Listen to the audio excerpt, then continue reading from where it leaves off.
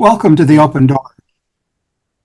Jim Hannick here with fellow panelists Christopher Zender. Today, we'll discuss the role of tradition in forming Catholic teaching.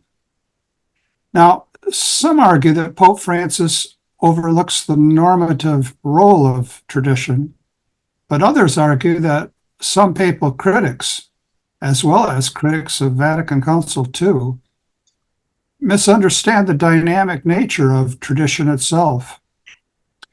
We'll discuss, too, the development of doctrine and what that means. Our guest is the Portugal-based Pedro Gabriel. Dr. Gabriel is one of the co-founders of the apologetics website, Where Peter Is. He's also a medical oncologist. He recently authored Heresy Disguised as Tradition. That's from En route Books and Media, published in 2023, just last year. Let's begin, as we always do, in prayer. Come, Holy Spirit, fill the hearts of your faithful and kindle in them the fire of your love. Send forth your Spirit, and they shall be created, and you shall renew the face of the earth.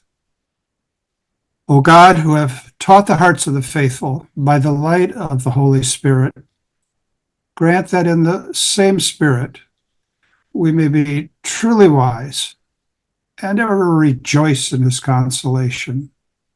Through Christ our Lord. Amen. Pedro, we have all sorts of themes to explore. How's about if we begin with this?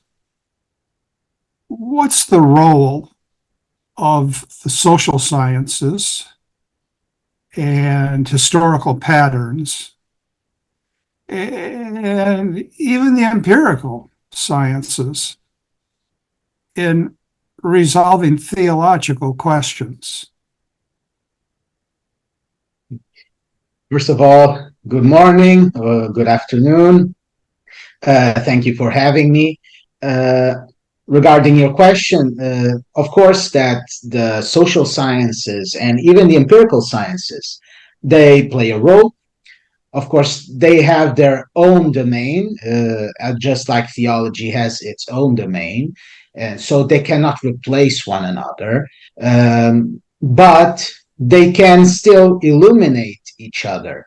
The social sciences can, and even the empirical sciences can give inputs that will enrich our theology and even our doctrine, because we live in this world, and God created this world, and it's a good world.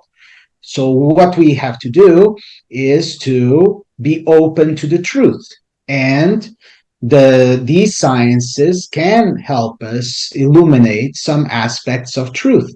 And from then on, we try to ascertain how we put all these pieces of truth together.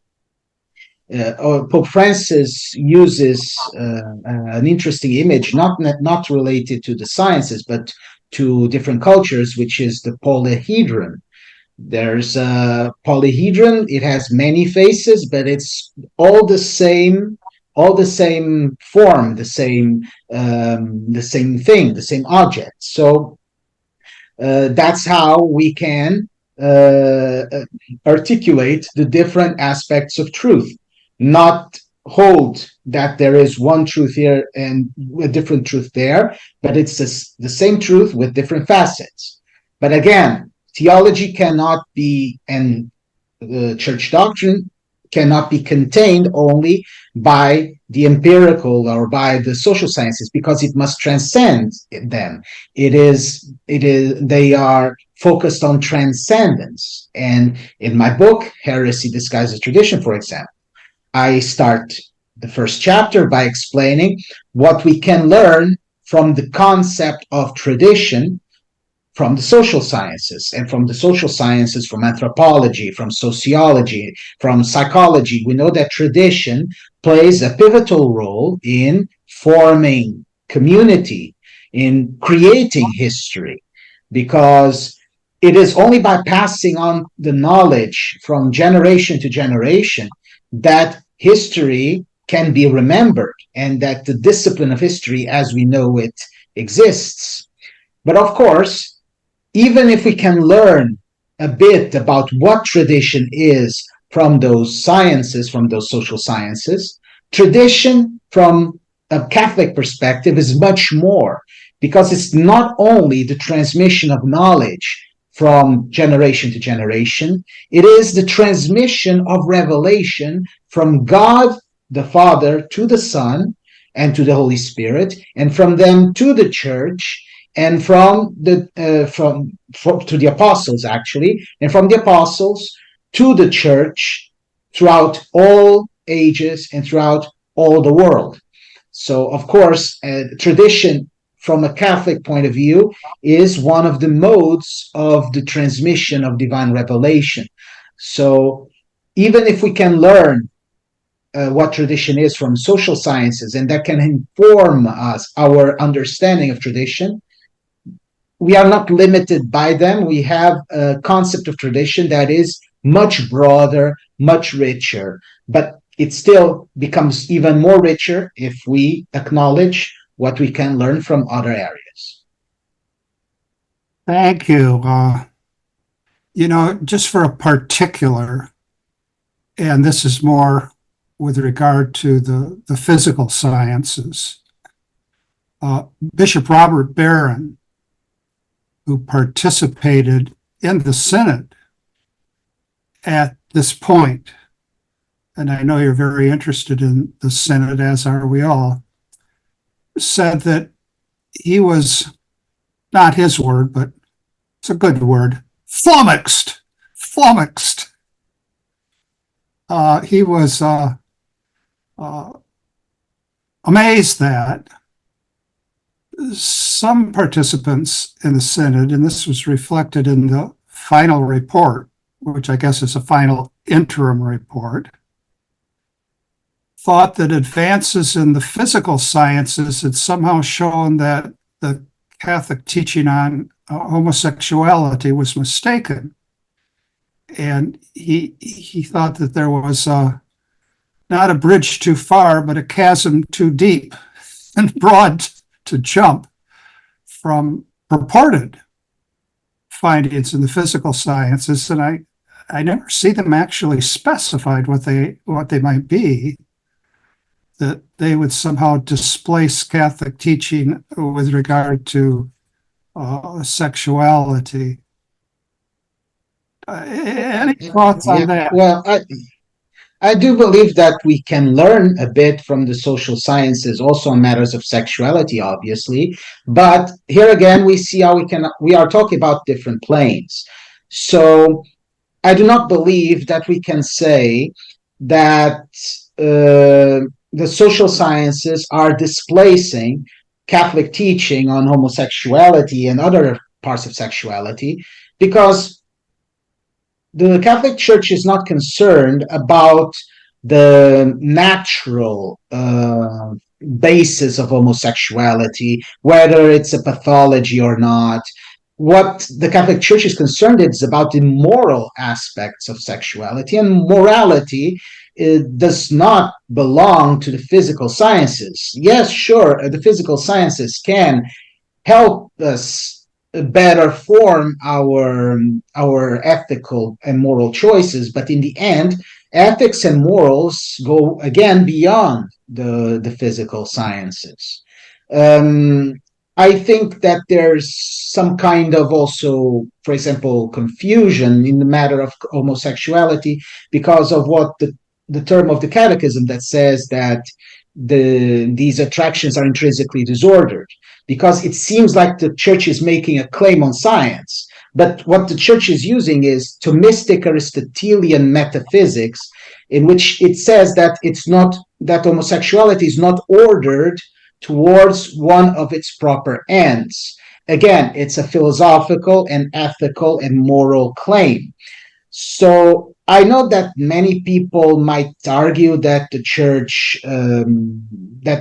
that sciences on matters of sexuality have made the church teaching on sexuality uh, obsolete, but that cannot happen. That what happens is that we are having here some ethical and moral discussions, um, and whatever the social sciences bring to the table, which can be a lot, they can never displace certain aspects of Catholic truth that are that transcend those sciences. They are moral, they are ethical, they are religious.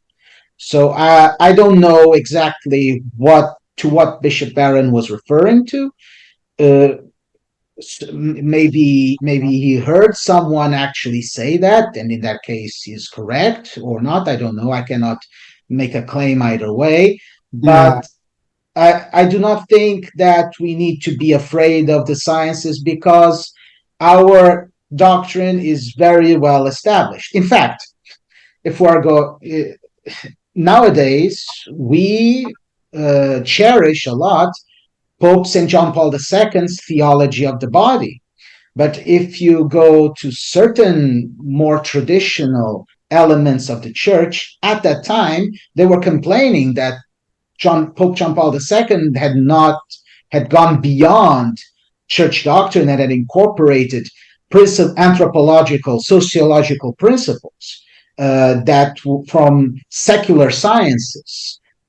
But what came out of it was a richer understanding of sexuality that did not endanger church tradition on this topic. So I think we do not need to be afraid to be open to the truth. Whatever the sciences discover, they don't have a claim on our ethical, moral, or philosophical or religious claims. a couple of additions here, and then it's more than time for me to turn things over to Christopher. The first addition, it's still only 8 o'clock here. The first addition is that in the final report of the interim synod reflection, the claim was made that science had somehow displaced, I guess to use your term, had somehow displaced the teaching on homosexuality. And we do, in fact, have various European cardinals and in the United States, Cardinal McElroy, making that very point. And it seems to me that point has to be addressed. And yet in the leadership of the synod, it seems to be ignored. Now, at the deeper philosophical level, and this certainly connects with the teleology of creation, at the deeper philosophical level, the natural order has itself a moral significance. And so it's conceivable, I suppose, that someone exploring homosexuality from the perspective of, say, biological science might discover something of normative significance. Here in the Anglo-philosophical sphere, we have this ongoing debate about the is-ought problem. Can you have a batch of strictly empirical premises that somehow lead to a normative and ought conclusion? And the usual Thomist rejoinder to that is, well, it depends. If the empirical premises reflect something of the normative order of creation itself, then you're not going from a raw is to a raw ought, because built into the empirical premises, there is a certain normativity.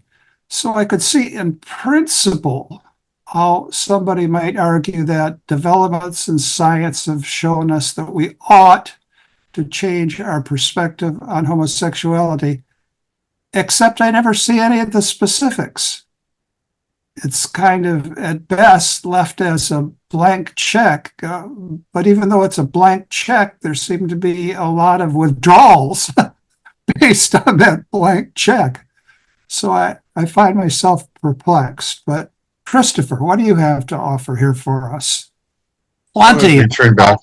Plenty, I'll wager. Okay. Yeah, I want to touch back on the question of tradition. Dr. Gabriel, you said that tradition has to do with what we know, our knowledge. But isn't tradition also encompass what we do, how we act? I'm bringing this up in particular because the big point of contention of the traditionalists that you address in your book is, I think, ultimately just the liturgy. Everything else is kind of a secondary concern. It seems the primary concern is the preservation of the traditional liturgy. And the claim is, of course, is that liturgy represents the gathering of tradition through what we do, how we act. And so therefore it can't simply be eradicated or it can't be suppressed. So, first of all, isn't it correct to say that we pass things down not simply by word of mouth through tradition, but we also pass things down by what we do and how we act, particularly when we worship? Yeah, sure. I completely agree. And in my book, I also mentioned that people also learn from imitation, and that means behavior, what we do. And that also comes from generation to generation. Now, regarding traditionalists, you know that in my book, I do not have a restrictive interpretation of the term that I only apply it to the liturgy. There are many kinds of people who have concerns about the magisterium, the current day magisterium, and they are not only tied to the liturgy. Now, regarding the part of the liturgy, what you actually meant on that, I would say that it's true. There is something of continuity from celebrating the Mass of the Ages, as it is called, and celebrating the same Mass as many saints have celebrated it. But as I explained also in the book, the tradition, first of all, tradition is living, so it cannot only be imitation without any kind of reform. Sometimes reforms happen, and that's a part of it. It's the Roman Rite was not eradicated.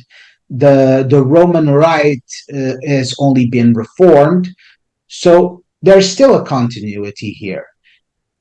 Maybe it's not a continuity that many traditionalists would find agreeable, but that continuity exists, and they are still celebrating the same rite, albeit with some reform, with some changes. But as I also explain in a chapter in the book, what is traditional is to allow the magisterium and the hierarchy to perform the changes in the liturgy as they deem fit.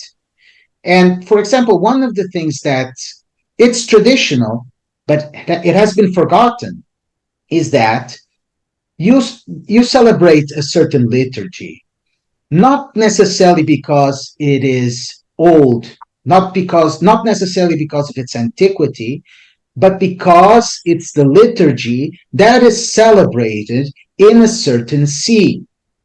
So that's how I explain how the different rites in the Catholic Church emerged.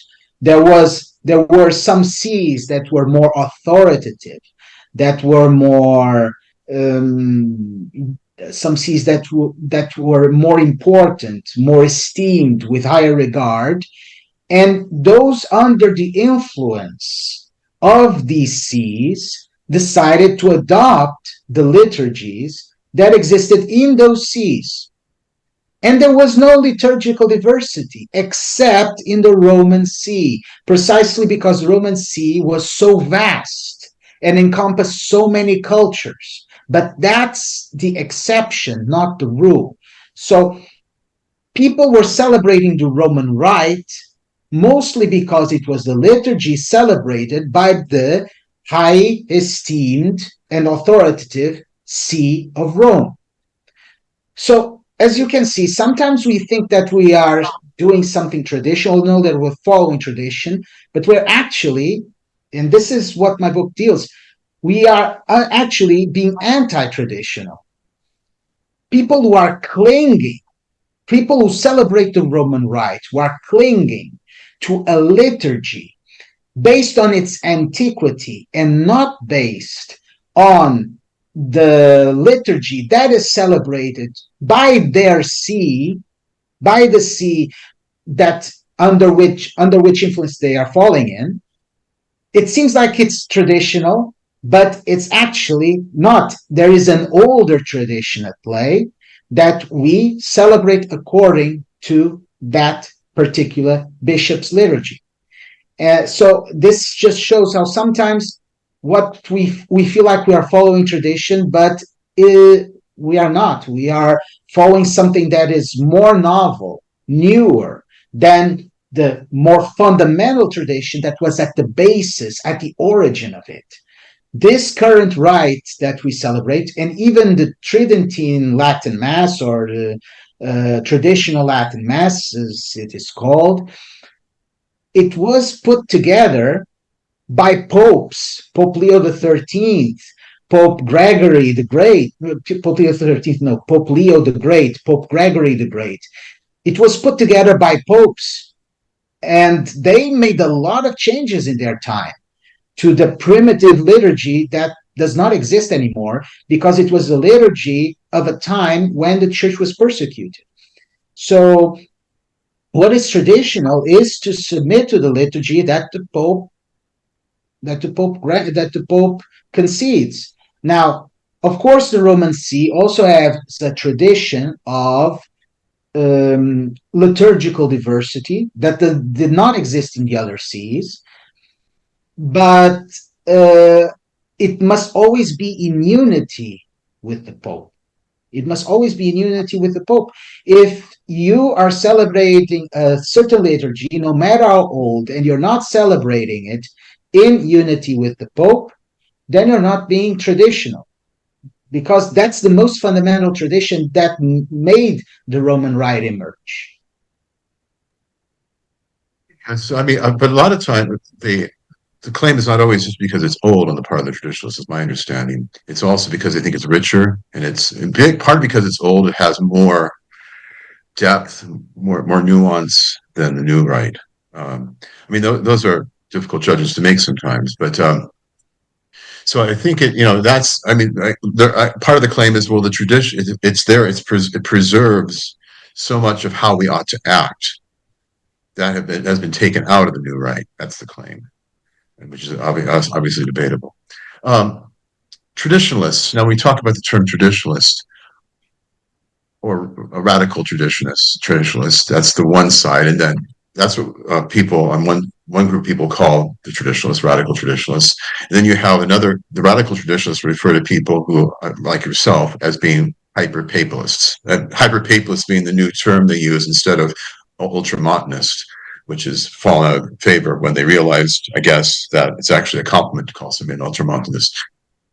But what are these things? What is it? How would you define a radical traditionalist? And how would do you think there's such a thing as a hyperpapalist? Well, radical traditionalist is a term that was coined to try to charitably separate those who rebel against Pope and Council from those who have a liturgical preference. They prefer the old liturgy, the Tridentine liturgy, for the reasons that you explained, which are valid as long as one remains in unity. So, of course, those traditionalists, they are celebrating the liturgy, but in unity with the Pope, according to the directives of the Pope. So I believe that the difference has to do with the attitude that one has towards ecclesial authority.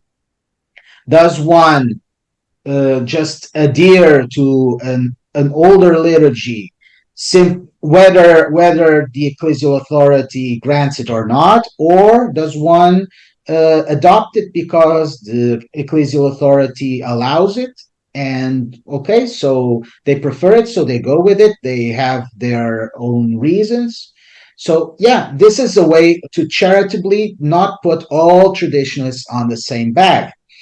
And I think it's a good distinction. It makes sense. I also have all the sympathy in the world for those who want to celebrate according to the traditional Latin Mass.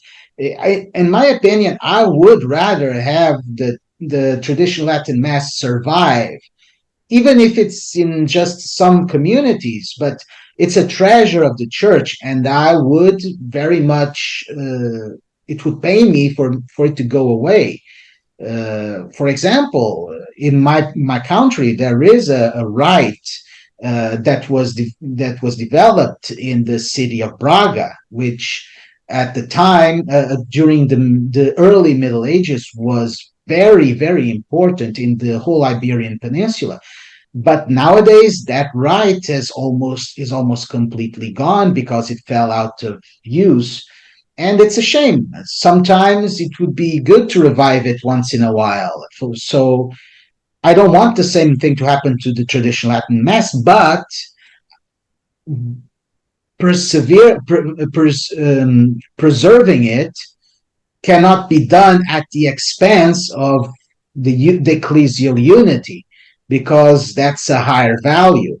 Okay, so of course traditionalists preserve this ecclesial unity, so they are different from those who do not preserve this ecclesial unity. So there needs to be a distinction, and radical traditionalism is, if we don't have a better name for it at the moment, but it is a severe problem in the church nowadays, especially during the pontificate of Pope Francis. It has caused much damage to the church. Regarding the term hyperpapalist, we can actually understand that it is not a traditional term, because you've never seen it in any church document, and you have not even seen it in the internet, in the Catholic discourse, before a few years ago. So it's a new term, it's a novelty, it's a new concept.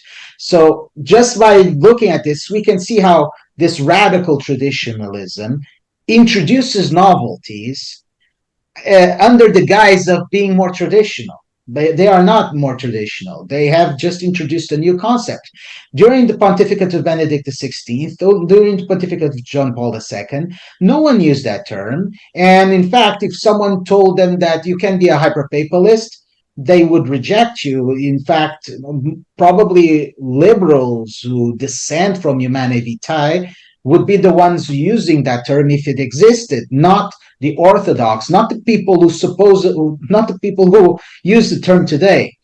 Now, if you ask me if there is such a thing as a hyperpapalist, theoretically and even in practice, yes, it's possible, because it is true that there is a possibility of putting too much of ascribing to the Pope something more than what he is. For example, I cannot say that a person needs to adhere to what Pope Benedict XVI wrote in his book, Jesus of Nazareth. He himself said he had written that book as a private person, and it was not an act of the magisterium. And I love that book.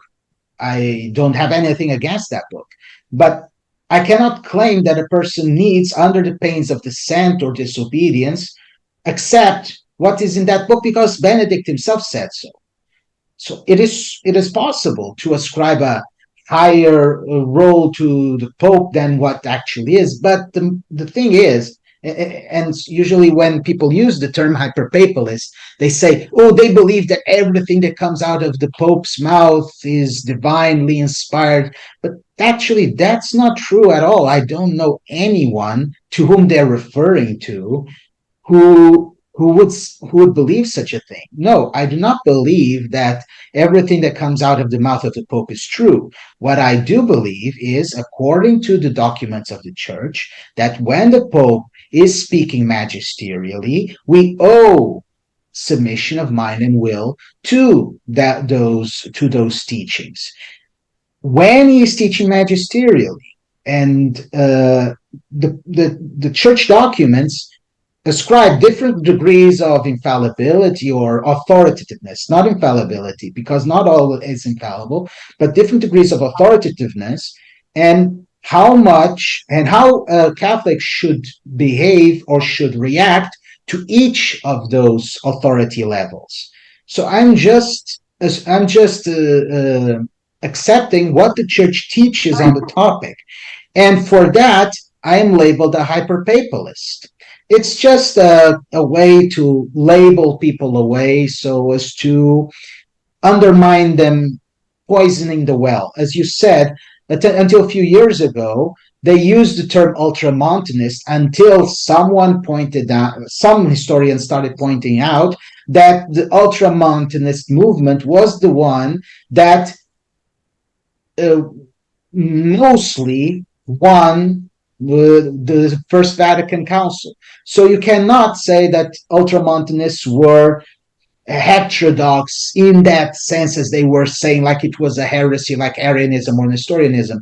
Yes, some ultramontanists committed excesses. Yes, not everything that the ultramontanists wanted came through in the First Vatican Council, but in the end, the Church was more ultramontanist after the First Vatican Council than Gallican, which was the faction that lost, and which was the faction that was at odds with the ultramontanists. So, of course, since that term was not applicable anymore or was not producing the fruits, they had to make up a new term just to label people away. But it doesn't work because at the end, it does not have a substrate behind it. My suspicion is, well, it's more my suspicion, it's what I think is actually happening. The term hyperpapalist does actually refer to Orthodox Catholics. And it's just that the people who are using the term hyperpapalism are moving away from Orthodox Catholicism. My prediction is that they're going to end up being the Western Rite of the Western branch of the Orthodox Church. They're kind of moving in a direction where, sola traditio, right? Sola traditio. And it just seems it's coming out more and more clearly. Yeah, the term is actually the title of an article that I wrote. One of the first articles that I wrote for Where Peter Is, the parallels between sola traditio and sola scriptura, the personal interpretation of tradition that supersedes magisterium. Just like for the Protestants, there's a personal interpretation of scripture that supersedes the magisterium. I wrote that article, and that article eventually was what made me, it was the starting point for writing the current book, Heresy Disguised as Tradition. It all started with that article, with an article titled Sola Traditio. Happy choice. Had it back to the grand old man. Pedro, we've had something like 270 episodes on the Open Door. So we've seen a lot of these issues from the left, the right, the up, the down, the in, the out. And Christopher is usually ahead of the curve in his predictions. So it's interesting that he would say that. I think we can maybe look at a nest of questions that the two of you have been working with now in a slightly different way.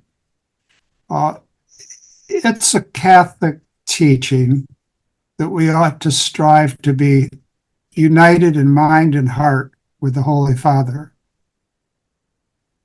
Now, the question is the scope of that. Ought we to be united in mind with the Holy Father in matters of diplomacy, international diplomacy? How about with regard to matters of philosophical orientation? Now, I certainly owe so much to Pope John Paul II, but I'd just as soon chew on a brick as become a phenomenologist.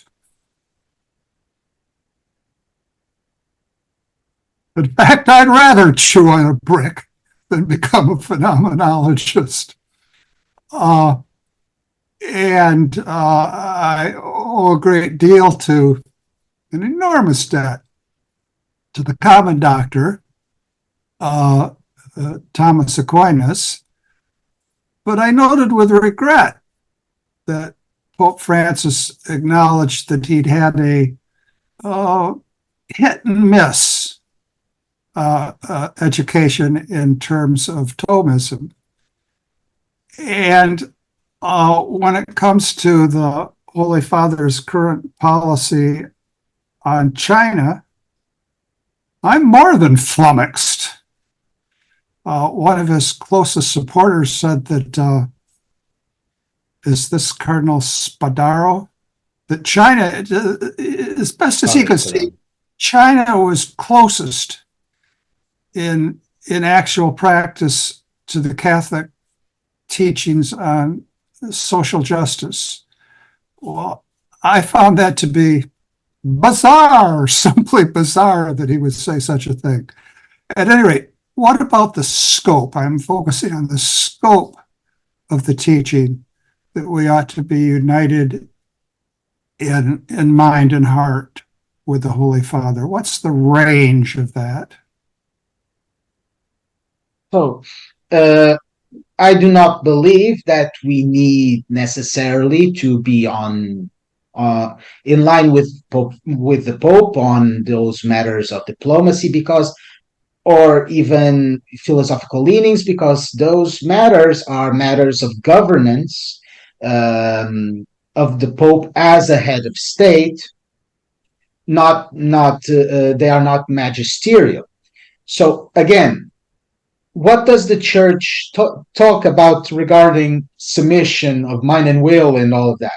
It's talking about magisterial teachings on matters of faith and morals, which are things that exist when the Pope is teaching in matters of faith and morals, when he issues an official document, an encyclical, an apostolic exhortation, even a homily, even a catechesis can have some magisterial authority when it's teaching in matters of faith and morals. You can have, for example, when a certain dicastery under the Pope issues an official document that pertains to the whole church, and that the Pope approves that document in forma specifica, it's also magisterial. So those things are the things to which a Catholic must submit. If we're talking about matters of the extraordinary magisterium, ex cathedra statements, or infallible definitions from an ecumenical council, anathemas from an ecumenical council, or even when the Pope is teaching in conjunction with the whole bishops, with at least a moral unanimity of bishops in the world, and he specifically says so, those things are infallible. So we owe them assent of faith. And if we reject assent of faith on those matters, we fall into the error of heresy. But most of the teachings of the Pope are ordinary magisterium. That's which is precisely why it's called ordinary magisterium. Most of them are teachings that do not fall under infallibility, but they are still authoritative. And Catholic in this case, if he withholds assent, is not falling into heresy, but he's still falling into dissent. A Catholic must have submission of mind and will. And a document issued by the Congregation for Doctrine of the Faith at the time of Joseph Ratzinger, who would later become Pope Benedict XVI, Donum Veritatis specifies the steps that the theologian that does not feel like he can assent to these teachings, the steps that they must undergo. And what we see is that nowadays, those who are dissenting publicly from the Pope are not following those steps. They are not issuing their concerns to their superior and waiting patiently for those. No, they are issuing their grievances in public, airing them in public, to try to pressure the Pope to change. This is not how this is not how the tradition of the Church works. It's not how you do it. They go into the TV, go into blogs, and they start saying the Pope is wrong because of this. And if you want to be faithful Catholics, you must not accept what the Pope is. This is not it. Now, if we're talking about matters of diplomacy, no, you don't need to agree with what the Pope is saying on those matters. But I believe that if one exercises the submission of mind and will and the assent of faith on the matters, on magisterial matters, the person is bound, the Catholic is bound to not see the Pope as someone who is out to get them, or someone who is must be resisted, or even as a political figure that one can just, I agree with this and disagree with that. At least there should be some filial devotion towards the Pope, so that even when one disagrees with what he's doing in the diplomatical field, that they at least can charitably understand where he's coming from, and the disagreement is more respectful. What we see nowadays is that those who are criticizing the Pope, they just fill their mouths with saying, oh, we're doing respectful criticism, but they're not. It's not respectful. The way they're doing it is not respectful at all. If they did to the Pope, if they did to their boss in a company, what they've been doing to the Pope, mostly they would have already been disciplined. So, yeah, I think that there's a complete different attitude when a Catholic disagrees with the Pope on matters in which one can disagree, if he has a true filial devotion towards the Pope, the disagreements are simply different from what we have been seeing. And regarding philosophical leanings, fortunately, the Church also allows much philosophical diversity in its midst. It's a universal church, and that's good. And you don't need to be a phenomenologist, but it's a good thing, I believe, that Pope John Paul II Christianized, baptized phenomenology, because until then it was a very secularized philosophical movement that was mostly used to undermine the church. And now we got enriched from that. Even if one does not want to be a phenomenologist, one is not one is not obliged to be a phenomenologist, but still, what Pope John Paul II did with phenomenology, I think it was good for the church, and it was even better for phenomenology itself. And that's what the church has always been doing, baptizing all these extra-ecclesial movements, baptizing the pagan Aristotle through Thomism, baptizing all those, Christianizing all these extra-ecclesial movements, filtering the error, but allowing what is good to come forth and to help us develop, help us grow, find their new treasures that can enrich the church. That's all I'm saying. In coming back, I think I did not address that. Coming back to the synod, I still believe that the interim report is not authoritative. The synod itself is not authoritative. It's a consultative body that the Pope established. But in the end, the person who's going to decide is the Pope. He is the one who has the authority. He is the one that will decide what came out of the synod and can be used and what cannot be used. He is the guarantor of unity and orthodoxy. That's why he's always been very clear that synod happens under Peter and with Peter, su Petro et cum Petro. So I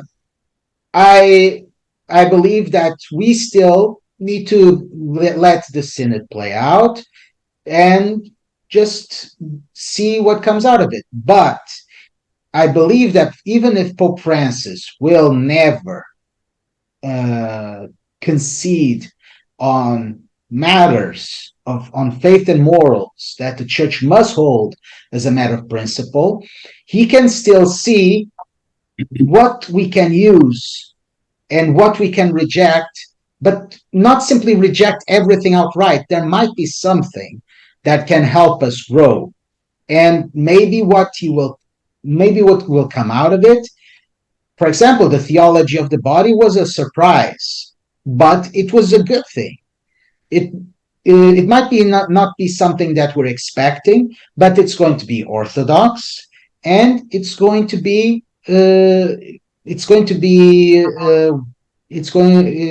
might be better. It might help us develop.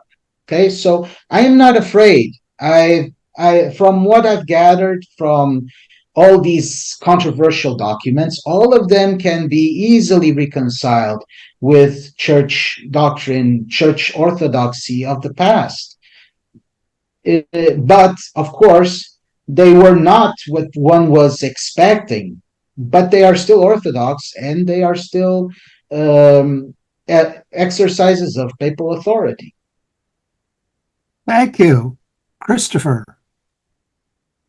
What is, I mean, I don't know if it's quite on topic, but what do you think the Pope means by synodality?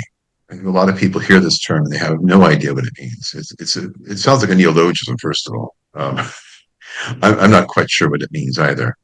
And maybe nobody knows what it means exactly yet. But what do you think he means by that term?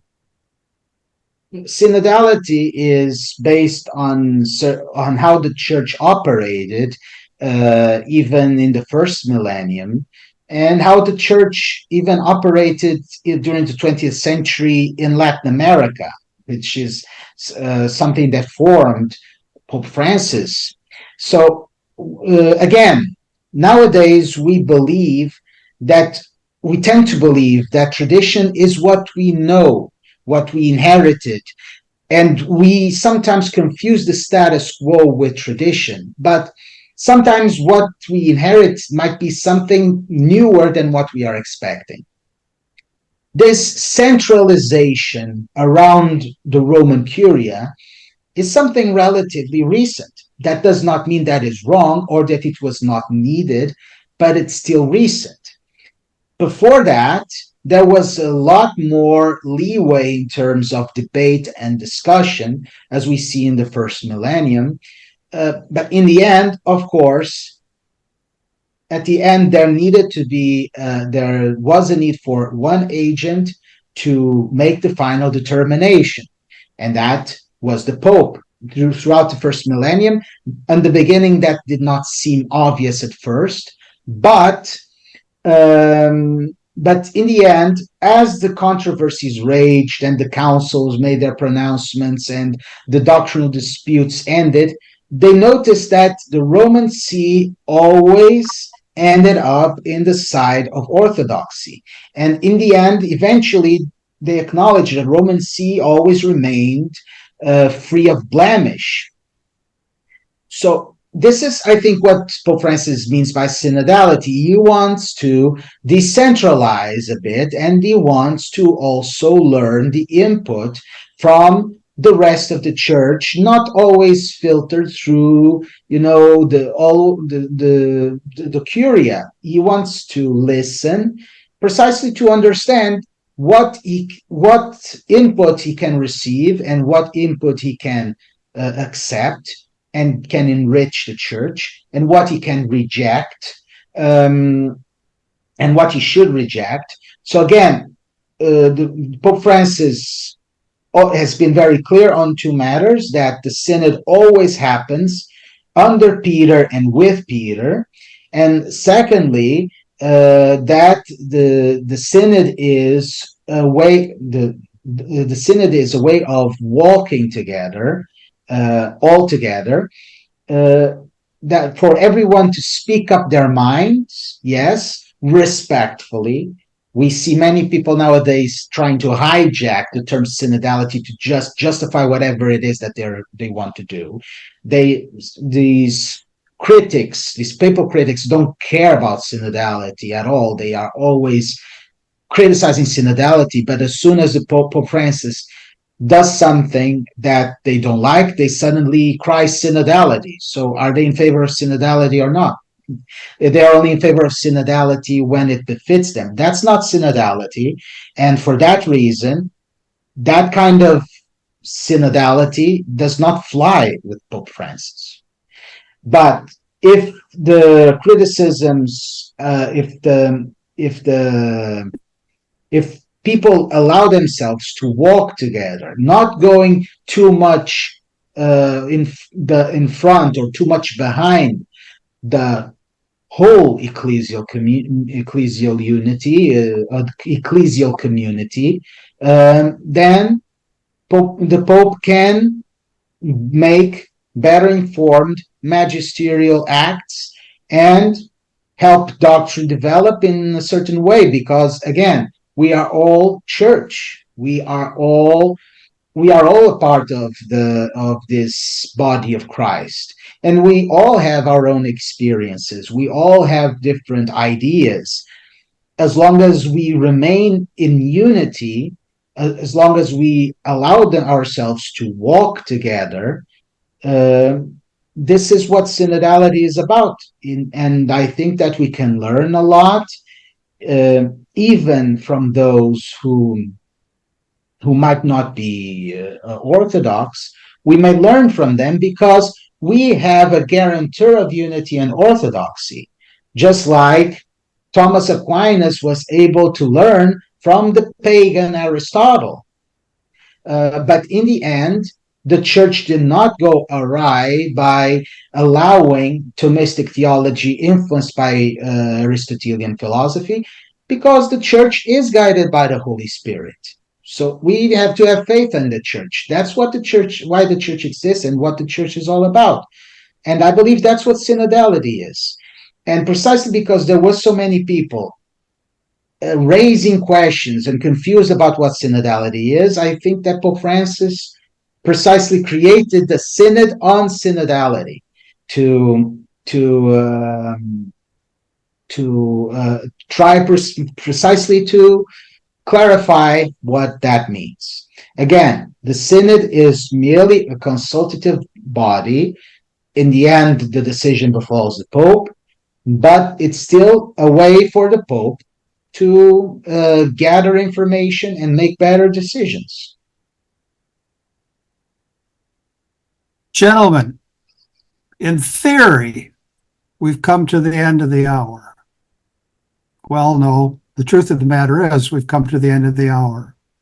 But because of the richness of this discussion, I'm going to make an executive decision. I'm going to double your stipends. If you would agree to go for another 10 minutes. It's fine.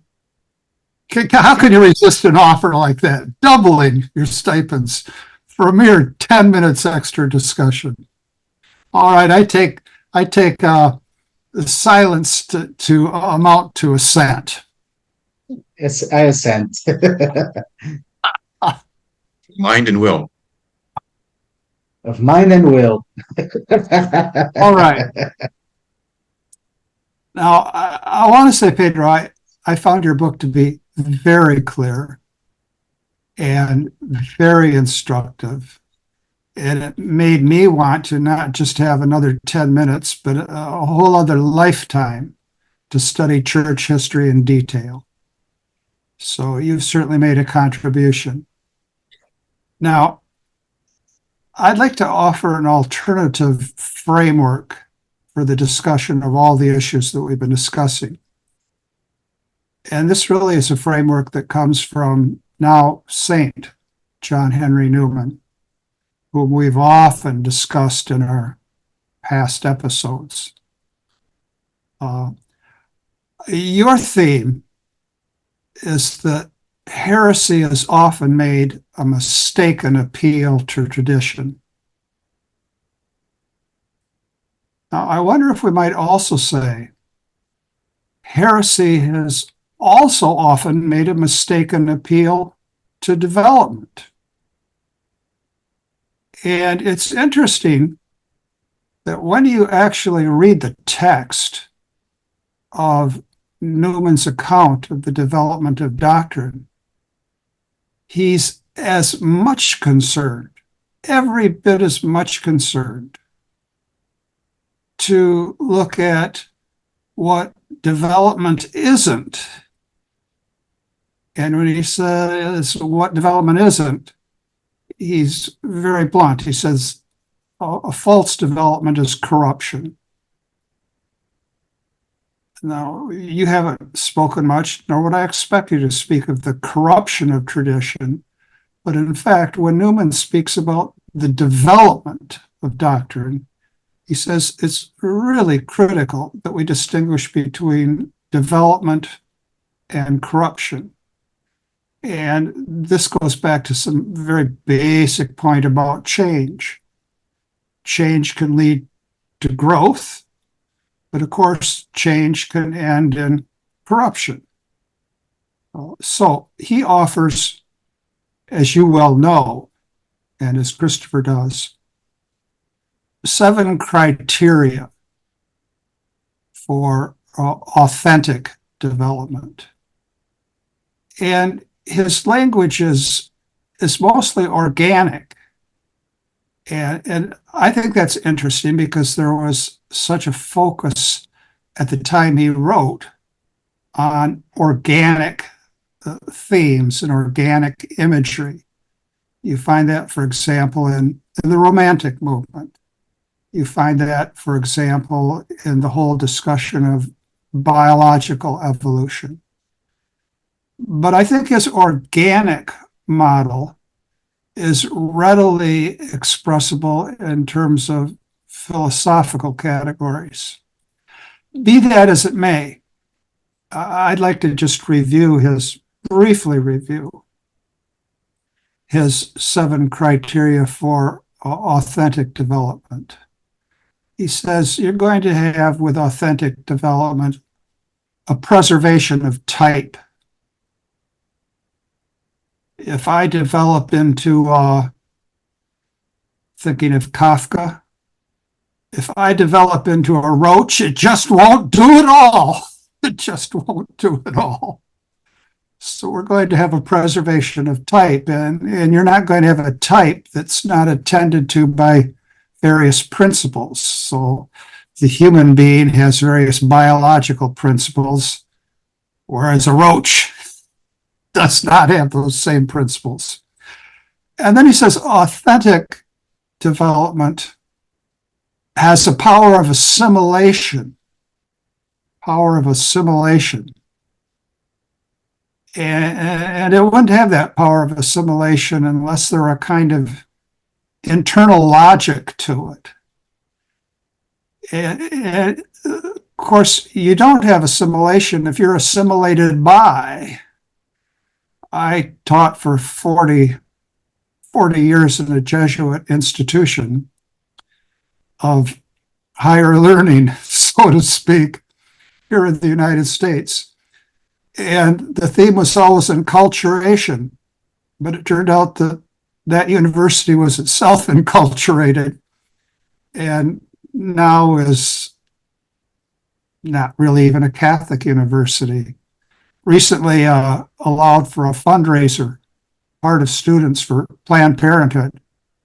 That's not assimilation, that's being assimilated, being conformed to the world. And then Newman says, and we're close enough to the end, that another mark of authentic development is there's an anticipation of the future. When you have a development that's a true development, it can suggest something that's about to come or will come eventually, but not yet, as well as a conservation of the past. Now, the last, and I'm eating up our 10 minutes that involves the doubling of your stipends. Authentic development gives rise to chronic vigor. Authentic development gives rise to a chronic vigor, whereas corruption doesn't lead to vigor at all. And now, to put a little bite in this, if ever there's been a place where we don't have vigor, it's the church in Europe. And if there's ever been a place where we do have vigor, it's the church in Africa.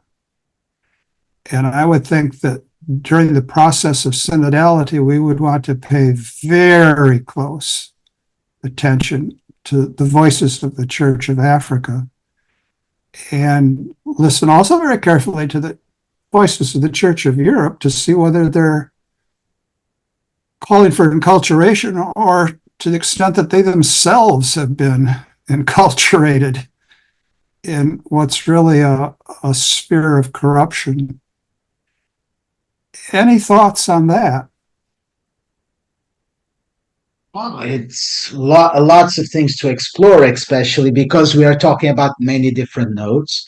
I am obviously familiar with Saint Henry Newman. I quote him in my book, and I also, for example, in my previous book, The Orthodoxy of Amoris Laetitia, I used the 7 notes to prove that Amoris Laetitia is an appropriate development. So, starting with the preservation of type, I would remind that Saint Cardinal Newman, when he wrote in his essay on development of doctrine, that when he spoke of preservation of type, one of the examples that he gave was precisely Saint Peter and the eating of animals that before in the Jewish tradition were considered unclean. And Cardinal Newman said that it was a surprise for Saint Peter. But sometimes things that preserve a type, they might seem different, but the type is still there. So the preservation of type cannot be based on appearances. And I wrote in the book, Heresy Disguised Tradition, I wrote a chapter dedicated to great outward variation in doctrinal development. So I may not be able to develop into a roach, as a man, of course, but, for example, a caterpillar can develop into a butterfly.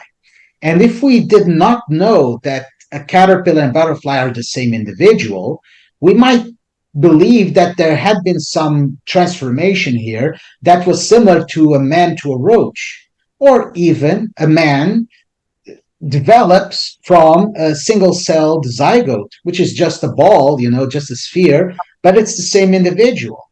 So what makes a man different from a roach is not the appearance, it's the fact that the inside functioning of a roach is completely different in many ways, genetic, histologically, anatomically, in terms of taxonomy, it's completely different from a man.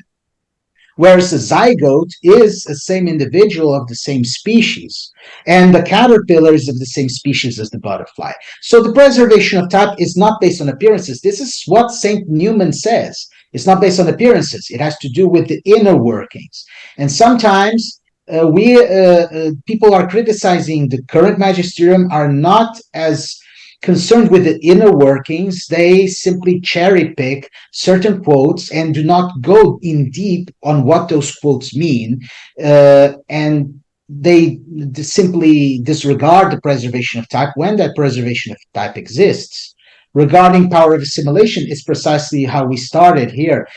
The social sciences and the physical sciences, that we can assimilate things from them without being assimilated. But one of the types of a doctrinal development is the power of assimilation.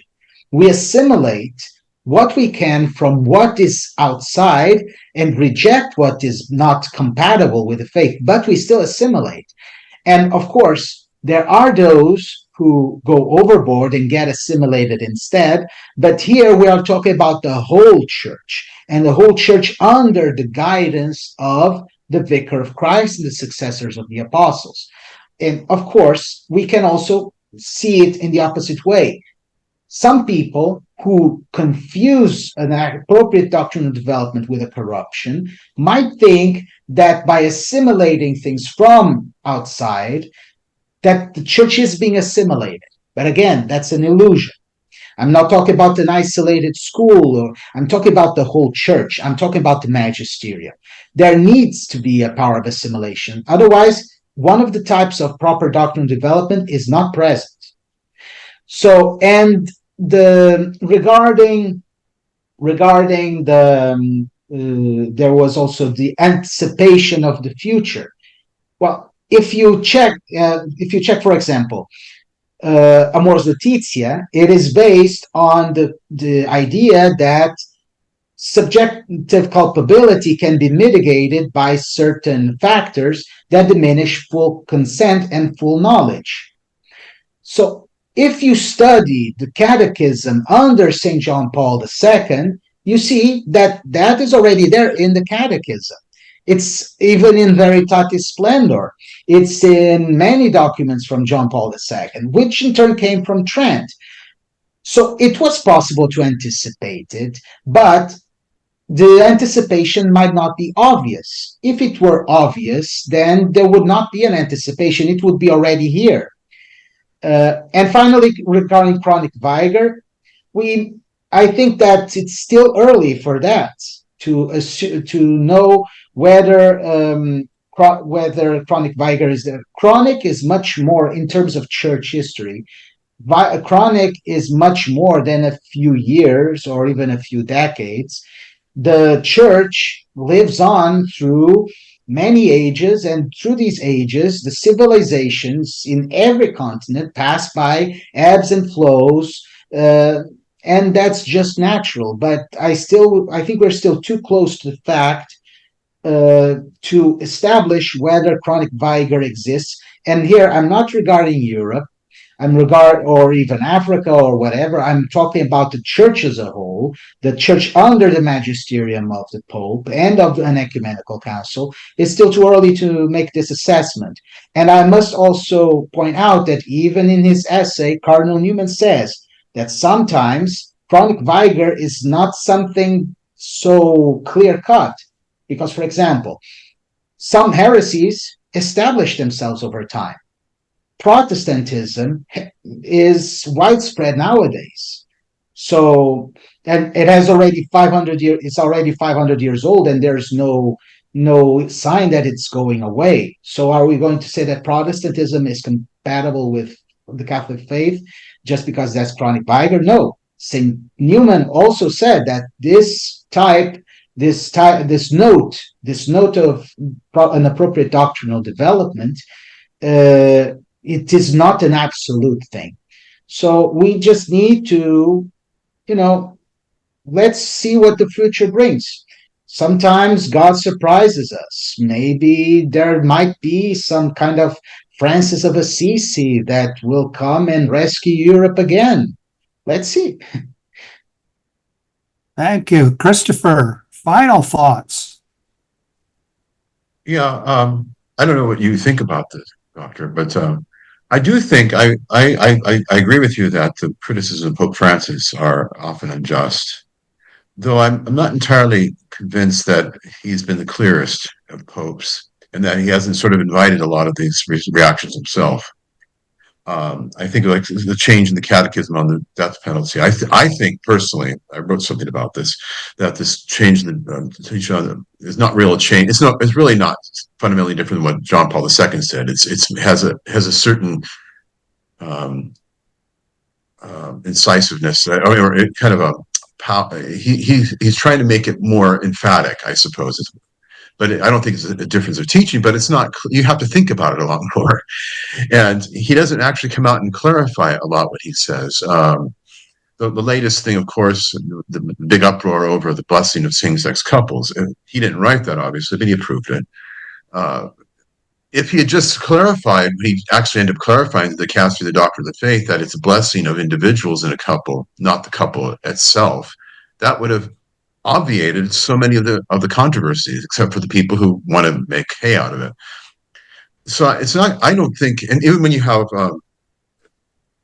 like Cardinal Mueller, who used to when he was head of the Congregation of Doctrine of Faith, he would defend the Pope. He defended Amoris Laetitia, I remember. And now even he is sort of taking the critical stance. Do you think that the Pope has been faultless in terms of the clarity of his teaching, and that he is actually explaining what he's saying sufficiently for a lot of people?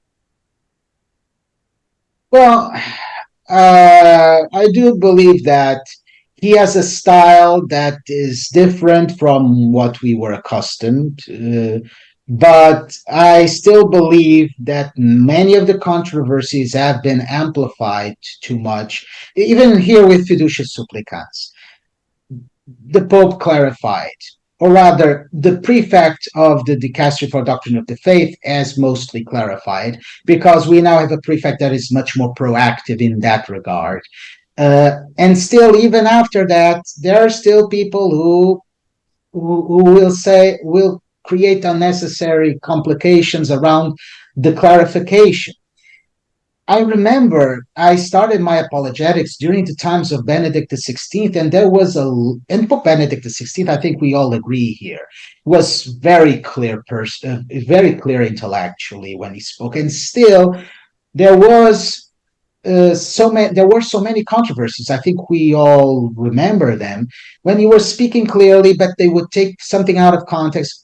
So I think that even when the Pope speaks super clearly, if the people reporting it want to spread fake news, to create sensationalism, it will amount to nothing. All of these controversies involving Pope Francis would have been closed the first day or the first week if the media that has been reporting these controversies did to Pope Francis what they did to Benedict XVI, trying to clarify instead of adding up to the confusion. So I don't want to place too much of a burden on the Pope's style, because I believe the 99% of the problem does not lie there. Of course, some people might have some more difficulty adjusting to that style and might get confused with that style. Sure, I completely understand it. But when one has a filial devotion to the Pope, if one does not understand, seeks to understand. Even after that, if one does not understand, one does not uncharitably assume that the Pope is a heretic or the Antichrist. So again, I think that the attitude with which one comes to these difficulties, because I think it's just normal for a Catholic that takes his faith seriously to face difficulties once in a while. I think it's part of the growth. So it will all depends on which attitude we come to those difficulties. That's my opinion. Thank you. One last thought, and then we'll end as we always do with the gospel for the day, which is always much better than everything we say. In anticipation of the future and motivated by the generosity of both of you, should the Holy Father meet with a fellow named Joe Biden again, I offer my consultative services free of charge to focus their discussion. That is, should they ever meet again? And with that, I'll end my comments and turn to something of significance. Jesus said to the people in the synagogue at Nazareth, "Amen, I say to you, no prophet is accepted in his own native place. Indeed, I tell you, there were many widows in Israel in the days of Elijah when the sky was closed for 3.5 years and a severe famine spread over the entire land. It was to none of these that Elijah was sent, but only to a widow in Zarephath in the land of Sidon. Again, there were many lepers in Israel during the time of Elisha the prophet, yet not one of them was cleansed, but only Naaman the Syrian." When the people in the synagogue heard this, they were all filled with fury. They rose up, drove him out of the town, and led him to the brow of the hill on which their town had been built to hurl him down headlong. But he passed through the midst of them and went away. Come, Lord Jesus, come. Thank you so much, Pedro. Thank you. Thank you. I would just like to finish with two things. So I would like to obviously ask people if they like the discussion they can check the book Heresy Disguised as Tradition by En Route Books and Media on Amazon. It's in English and also in Portuguese. And I would like to make a formal announcement that I just this weekend signed also with En Route Books and Media the launch of a new book, which is titled Rigidity, Faithfulness, or Heterodoxy. So I would just like to announce it here. I'm very glad that En Route Books and Media is going to publish another book from me. So if people would stay tuned, eventually, hopefully soon, that book is also going to come out. And out of all of our discussions, there will come to be an enriched suppleness, reflecting our chronic vigor. All right. Thank you very much. Godspeed to you all. You too. God bless. Thank you.